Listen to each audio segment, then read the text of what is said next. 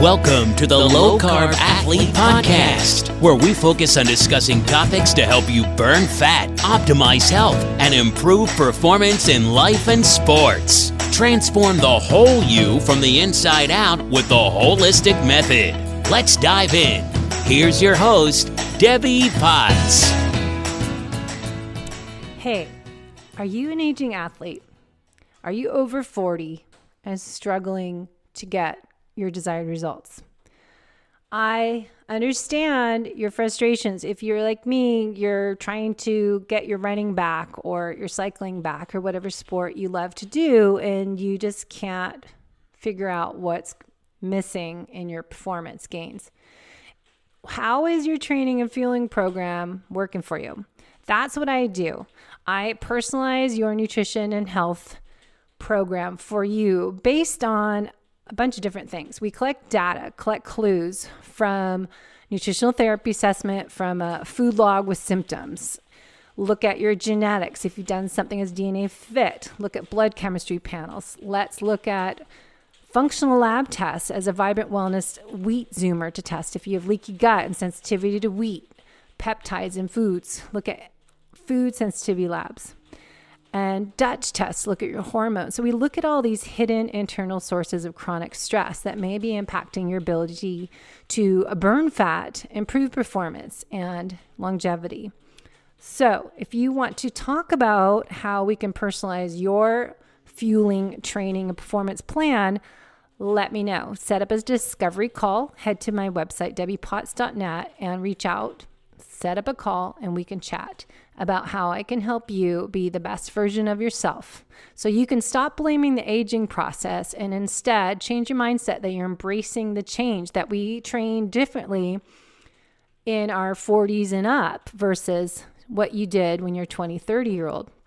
We need to adjust how we eat, when we eat, why and how, but also match our nutrition with our exercise program and add some more health building lifestyle habits into our day. I call this all the WHOLESTIC Method comprehensive coaching program, where I work on individualizing clients' nutrition, exercise, stress reduction, sleep, movement, time outside, digestion and gut health, hydration, and my favorite, happiness, play, and laughter. So if you want to know more how you can be your best self, live your best life, and perform your best, head to debbiepotts.net, schedule a discovery call with me, and we can get started on your new health building journey.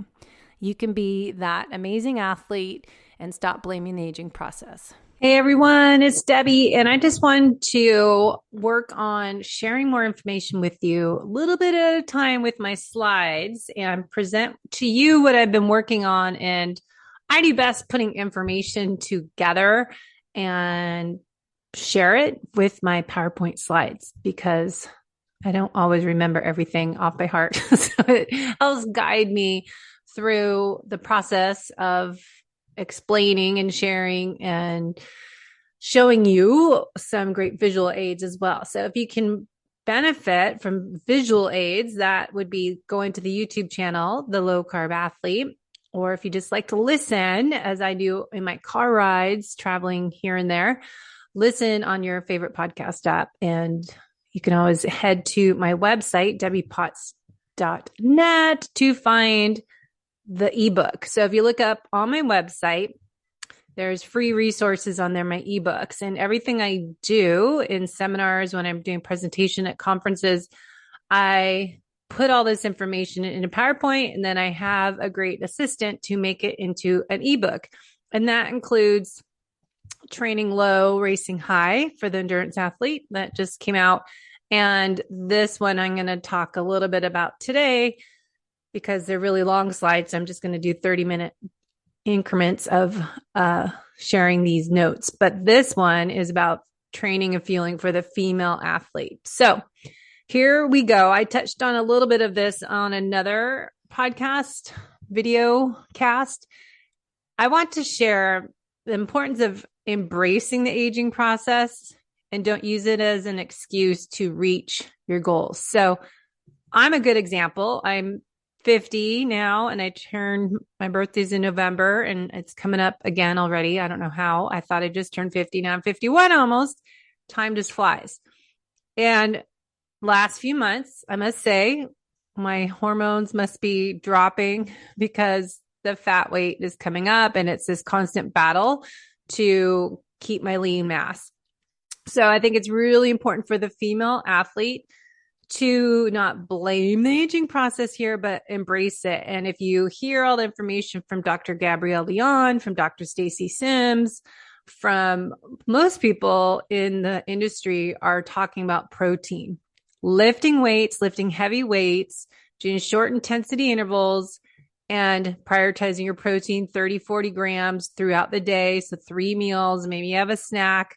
I'm not a big fan of snacking, but it's a way to get a more protein in if that's through essential amino acids or a shake or bone broth. So I just want to be real and say, hey, I'm there too. If you are perimenopausal, that means that can start 5 to 10 years before we hit menopause.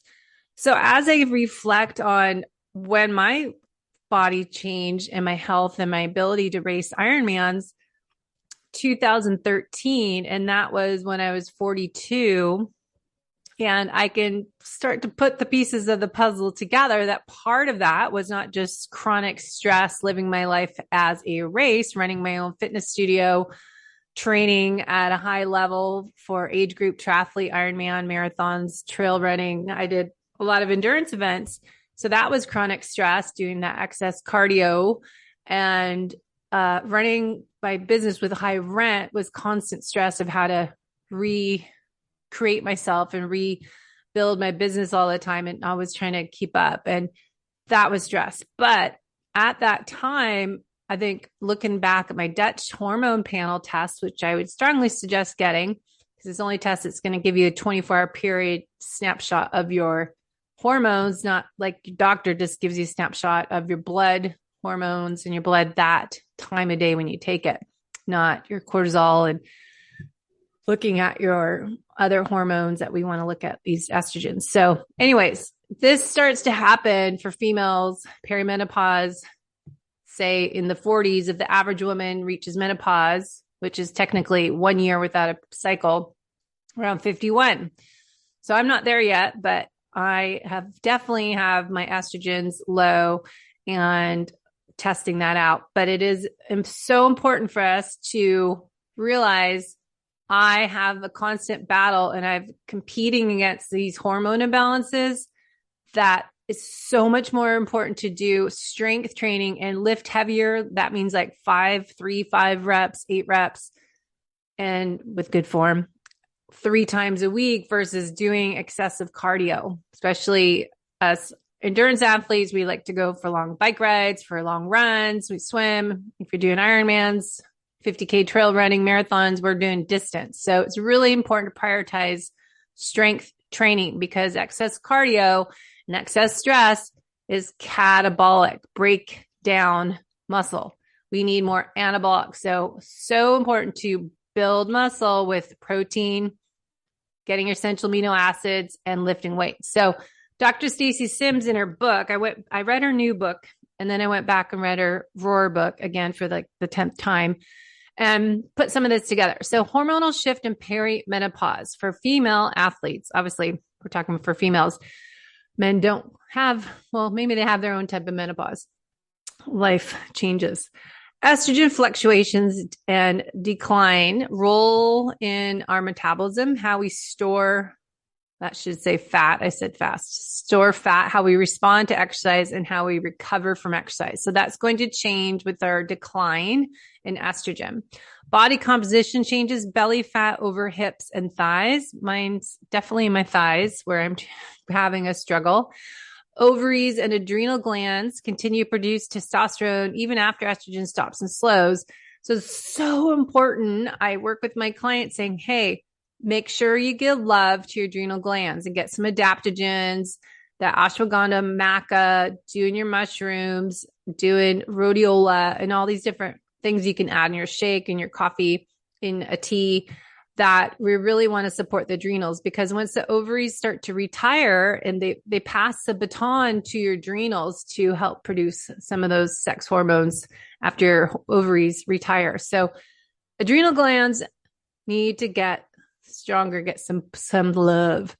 Okay. So protein synthesis, the battle, as I said, building versus breaking down those muscles. So women they become less reactive to muscle making stimulus from resistance training and protein. So that means we need to focus on doing more than we used to with lifting weights and eating protein, because we have that battle against us. So we have to work harder to build muscle. So as I look at family friends or friends, when I'm at my mom's that, they're in their 80s, 70s and 80s, that those muscles are gone and people are complaining about walking, getting up, doing this and that. And I just want to yell and scream, say, that's why we need to do strength training.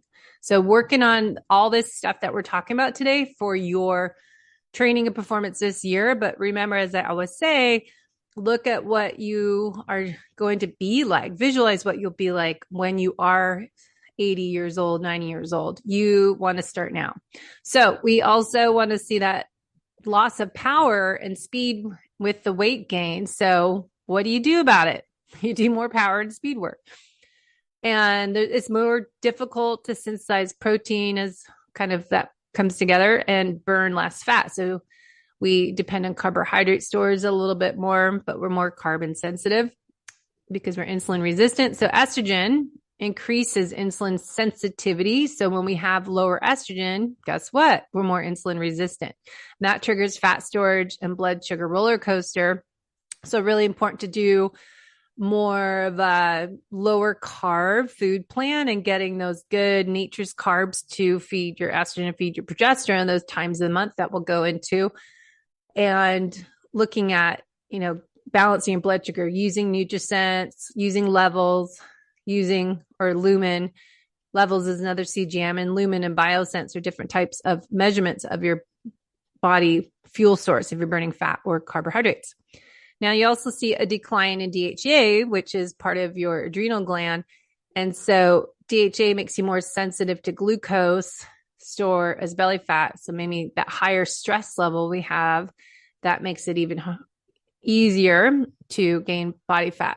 So solution is to look at eating lower glycemic foods, more healthy fats, prioritizing that protein, and of course, quality nutrient dense whole foods is what we want to be sure we're doing. So I look at nutritional therapy. Food is medicine, especially the protein for the female athlete.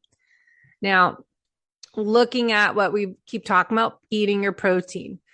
A lot of people struggle, whether I'm working with them on the WHOLESTIC Method coaching program. I do their protein, prioritize their protein, and I write their strength training program out and really focus on hitting these numbers.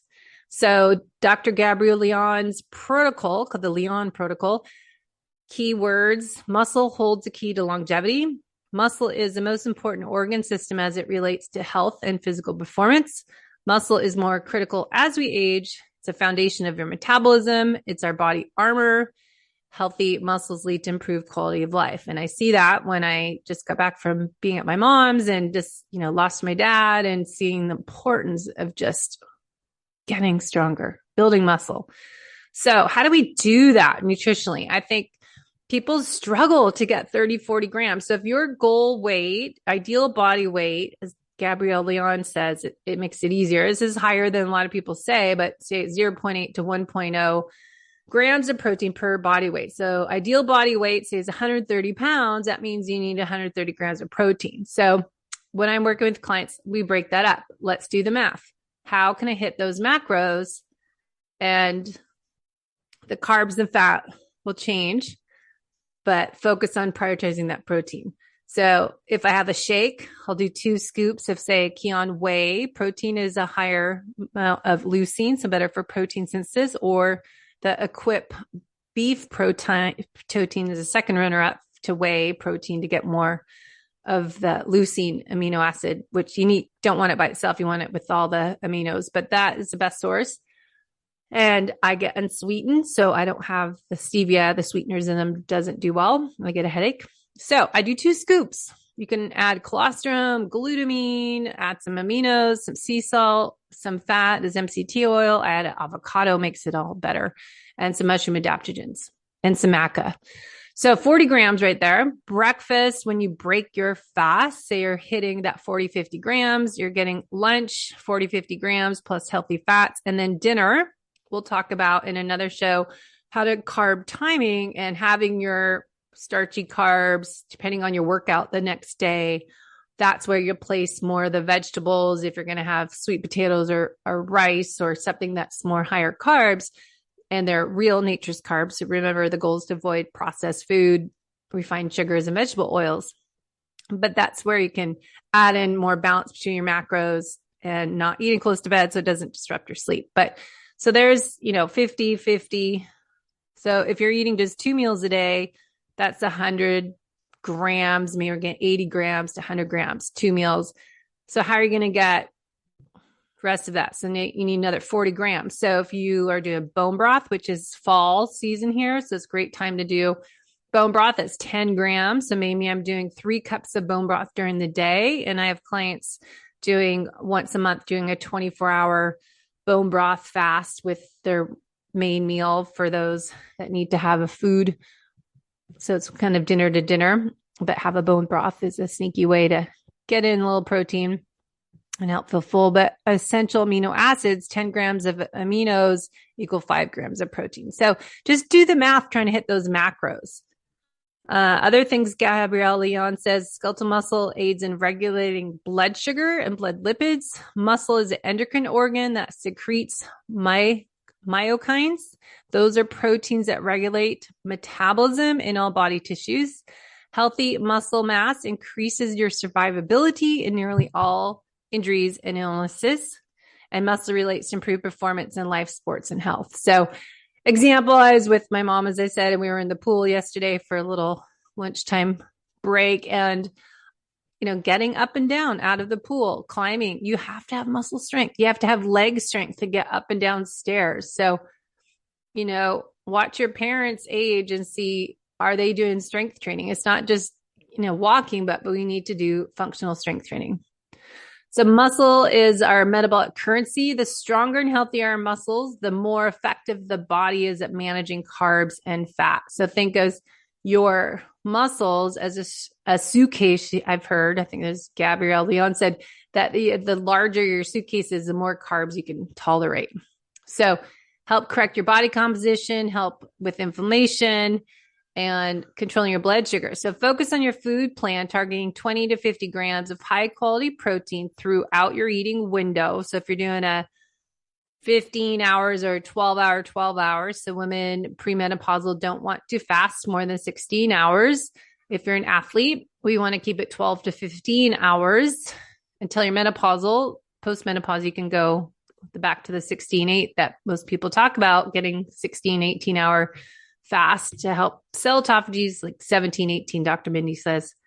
But getting your protein in that time, that's why I'm experimenting not doing an OMAD or 2 meals a day that I can't hit those protein goals. So, and my goal is to build more muscle because I can tell my hormones or estrogen's super low that I need to really work harder on getting protein in and lifting weights more often and doing less cardio, more sprints. Wait, last thing there, avoid anabolic resistance. As we age, we require more protein, preserve muscle health, and keep optimal body composition. So carbs, as you can see on the slides, that research shows that carb timing for high intensity exercise can be beneficial for athletes. Carbs require an insulin response for cells to be able to absorb the sugars from the macronutrients to be used as energy. Eating too many carbs, your body may not be able to keep up. So the body can burn, or store about 40 grams of carbs after a meal. And this is for non-athletes. So this is going to be different for someone exercising a lot, as you probably. So the non-athlete, meals that exceed 40 grams of carbs require more insulin to shut, and that insulin shuts down fat metabolism. So when insulin's elevated, fat metabolism is decreased. It forces the extra carbs to be converted into fat storage, limiting the body to burn fat. And this increases blood glucose fluctuations and increases hunger. So remember, athletes are going to be different. You have to earn your carbs from your exercise. So you're increasing your suitcase storage size. So carb timing, breakfast, limit the carbs, increase protein to maximize metabolic flexibility and use fatty acid fuels. Carbs consumed at the last meal of dinner, 3 hours before bed, I say, may have the least impact on metabolism and appetite. And Ben Greenfield says that too, save your carbs for dinner, and that can help your sleep. Restricting carbohydrates for some people can help with overall body weight, wellness, inflammation. But if you are an athlete, it will be different. So athletes with more HIIT workouts may want to have carbs early in the day. And goal to avoid pre-workout carbs that are high glycemic that will cause those high surges of glucose, because you want to avoid the foods that create a large spike in blood sugar.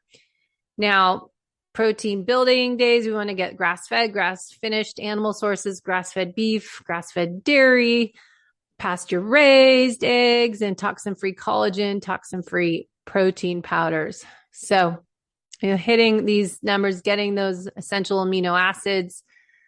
And you can see Kion aminos is one of my top choices because it is reformulated based on research. So their leucine is a lot higher, it's 2,000 milligrams. You'll see on the image on the infographic on the slides.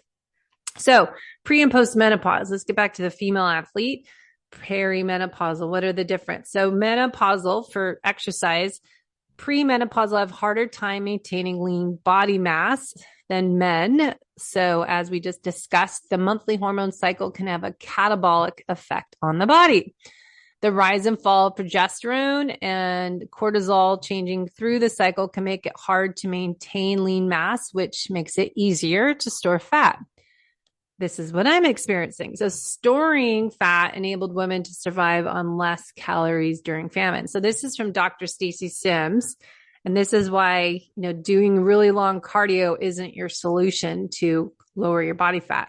So exercise for post-menopausal women, that's when our hormones are more like a man.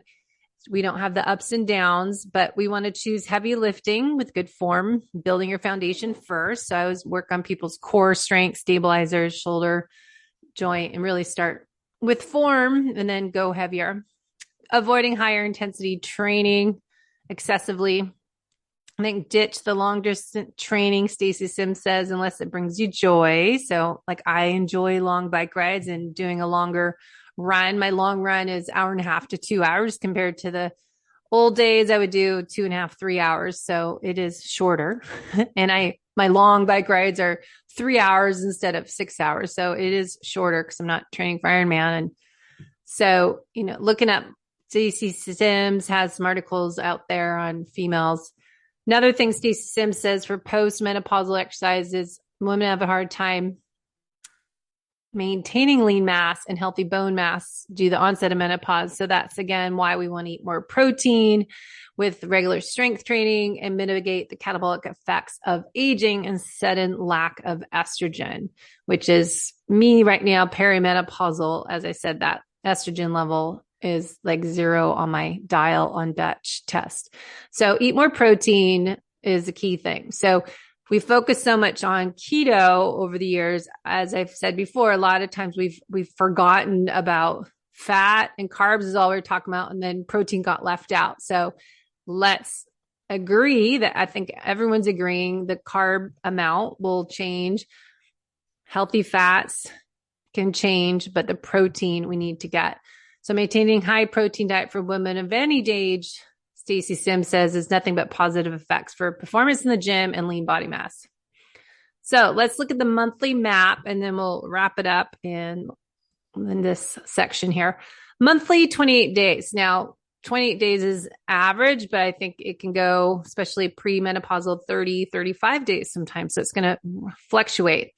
But what happens, there's the first half of the phase, it's follicular phase, then we have ovulation, and then luteal phase. So you'll see the hormones go up, estrogen kind of comes up before ovulation, and that's when it's at the highest. And then progesterone will come up and estrogen kind of goes a little bit in luteal phase. So we've got some changes because the hormones are changing, our body's changing. We're going to have different cravings, exercise, endurance is going to be different times of the month, and our ability to build muscle will change and when to recover, and less carb tolerance and luteal phase and insulin sensitive. So what we do is going to change. So mapping it out is what I've done for my clients. And I put this into Training Peaks, how to train by your cycle for female athletes. So figuring out what I've learned from Dr. Stacy Sims information out there, Dr. Mindy, Cynthia Thurlow, Dr. Anna Kabecka, and then the athlete side, endurance athlete, more Ironman, is Dr. Dan Plu's program, Endure IQ, has a little bit on the female athlete. So if you're looking at the slides, day 1 to 18, estrogen, more endurance training, more keto, more fasting. Days 11 to 15 is around your ovulation time, more strength training as we have more testosterone is at its peak, and keep fasting to 15 hours. Now, this is from Dr. Mindy, and fasting is going to be recommended lower for female athletes. Ben Greenfield, I know, says 12 to 15 hours. I know Dr. Stacy Sims doesn't agree with fasted exercise and limiting your window. I would think 12 hours should just be normal, that if you stop eating after dinner, say that's 7 o'clock, because you should be in bed by 10, and then you don't eat until 7 the next day. So doing like a 12-hour, I think most people would agree on, is just normal, because we don't want to be eating all the time, because then we're not letting our body digest. So ovulation time, add more vegetables, estrogen building, the 3 Ps. Dr. Mindy talks about polyphenols, probiotics, and prebiotic fibers create good gut health. Anything stressful in the liver will be too much, as estrogen is broken down in the liver. And this is what I see a lot of time doing lab testing with clients, why I say you want to be fit and healthy from the inside out. I see so many athletes having really high levels of liver congestion, and estrogen for men is high, and they're obviously not detoxifying correctly. So a lot of times we need a liver reset, liver support, and we want to be able to break down the extra estrogen, those medications, alcohol, all the toxins in the environment. So giving love to your liver, super, super important, part of my coaching program. So great time to do fasting detox protocol is during ovulation, right after that. So then we've got right after ovulation, these numbers change per person, but I think there's like estrogen or the follicular phase, there's early, mid to late follicular phase, and then luteal phases after ovulation is early, mid to late luteal phase. So we've got days 16 and 19, it's kind of similar to days 1 to 10 before ovulation. So this is similar food plan. You can do more keto this time. You can do carnivore. More cardio is okay, just like in the beginning part of your cycle. Making sure your bowel movements are consistent, because we want to open up the drainage pathways. So peeing, pooping, sweating, saunas, stuff like that will help make sure we're detoxing, eliminating the toxins.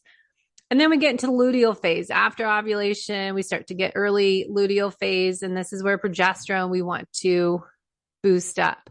So Dr. Mindy has some great information on what foods to feed progesterone, which can be carnivore-ish if you feel best in carbs. I know I'm carb sensitive, and it's more genetics, and I think insulin resistance from my previous life of stress. But progesterone building carbs feed hormones, but those are also, fish was on there, and getting grass-fed beef also helps progesterone. So you don't have to do a lot of carbs, but you do need some. So fasting, variation, no fasting or detox programs in the luteal phase. This is where you want to do your deload week. This is where, say, your 4th week of your training, you're doing kind of build, probably highest volume of training is the first week to 2 weeks, and then more strength training the 3rd week when you're around ovulation. And then you hit the end of your cycle, luteal phase during 20 to 28. That's where we want to just do your deload week. So really avoiding any chronic stress, focusing on nurturing, and on the bottom, not a lot of HIIT. This is where I'll do yoga with people, more restorative yoga, do some Pilates, doing some higher repetitions, say 10, 15 repetitions versus the 5 to 8 reps that we'll do for our strength training. So good repair, rejuvenation, reset, recharge. So female athlete, we have metabolic rates higher 14 days following ovulation. Fat burning is higher in luteal phase, but we have more cravings. So you have to make sure, you're balancing that out so you're not gaining weight. But women are more sensitive to fasting. And this is EndurIQ info. Non-caloric foods, food signals the brain. The brain responds. Fasting needs to be managed in a hormone cycle, non-fasting week. So what's that saying is that we are more sensitive, and that's the stress if we're doing too much stress. So we have to watch that kisspeptin hormone and not do a lot of fasting this week of end of your cycle luteal phase. Energy decreases early follicular phase 1 week before end of cycle, easy exercise. So this is all saying notes, just going backwards on here, but energy early in follicular phase. So what I've done on Training Peaks is like when your cycle starts, you're bleeding. If it's 3 days, 5 days, 7 days, you still want to go a little easier. Once you're done that, you're still in follicular phase, you can pick up your intensity, your weight, because you just usually don't feel good the first 3 days, right? So that's, you want to be gentle still, and then you can pick it up. Now we bring it back down the end of your cycle, and you're starting to maybe a PMS, luteal phase towards the end of your cycle, that day 25 to day 30, somewhere in there before you start again. And then during the middle of the cycle, ovulation, we have increase in fatty acid breakdown, in increased ability to store and use glycogen. So we can have more glycogen sparing. So that's a good time to work out. And then glucose tolerant, insulin resistance changes during the cycle. In luteal phase, you're more insulin resistant. So the food cravings, higher hormone phase, which is luteal. And so that's where we got to look at. We're craving more, but we can burn more. So got to keep that in check. So other things in EndurIQ, we went over endurance performance is better for liquor. So if you're training for distance, for event, try to match your training with your hormones. So after like day 3 or 4 in your cycle, you're hitting all your longer volume before ovulation, and then bring it back into more intensity, luteal phase. And then towards the end, again, you deload week. So higher rate of RPE.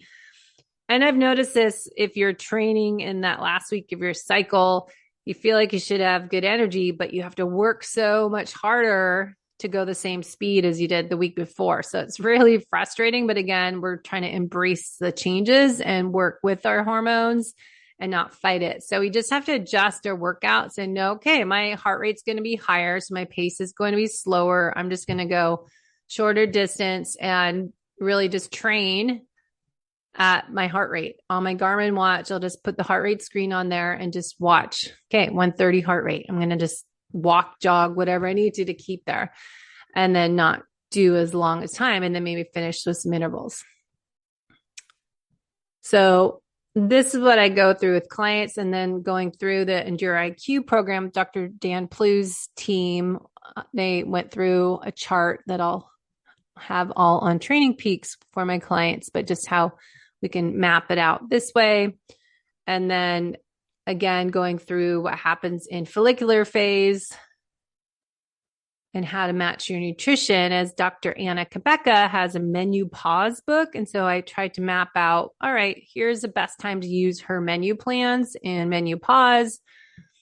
There's follicular phase. We want to do the Menopause. There's Keto Green Extreme. That would be good. There's Keto Green plant-based detox, and then a carb pause, a more carnivore. You can do the beginning follicular phase.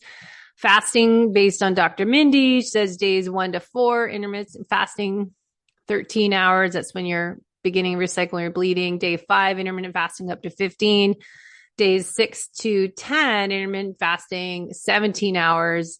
That's a great time for cell autophagy. For athletes, we want to limit fasted exercise to that week, but just 3 times a week. So you want to make sure you're mapping your workouts with your fasting, with your nutrition. And this is what I'm doing with clients, really going detailed to personalize this all. So looking at Flow app, you can track things in an app, as Flow is what I use. And there's different information we can find there and then kind of carry on. So all this information is on my website. It's a special access to it. Once you set up a discovery call with me, I send people this new ebook on talking about how to map it all out.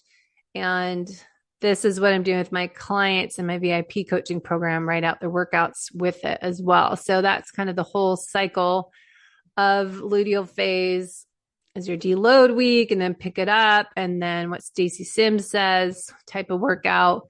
So really going into that. So that's where I'll stop, but just think about that when you're doing your programs, how to map it all out. So let me know if you have questions, set up a discovery call, and I can go over my coaching program. So talk to you soon.